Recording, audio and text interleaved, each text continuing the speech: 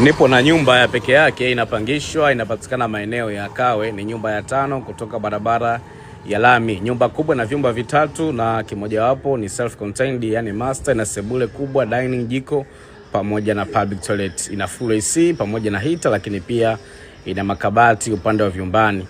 Na ina boikota ambayo ina chumba, sebule, jiko, choo pamoja na chumba kingine cha pembeni. Inafaa kwa matumizi ya kuishi, lakini pia hata wale wa ofisi.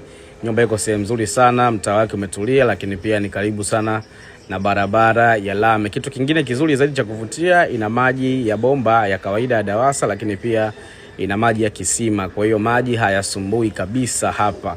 Inapangishwa bei ya Kitanzania ya shilingi milioni 2, lakini pia kuna maongezi na malipo tunapokea kuanzia miezi 3 na kuendelea. Kwa wale wahitaji wa nyumba kubwa za kifamilia au za ofisi, basi hii hapa imetokea maeneo ya Kawe na imenyoka kabisa. Ukarabati wa rangi unafanyika, na hii hapa mtaboikota. Hiki ni chumba cha nje ambacho unaweza kutumia kama chumba au hata matumizi ya ofisi, ni wewe tu. Alafu tukiingia hapa mlango mwingine, hii ndio chumba, sebule, jiko na choo chake.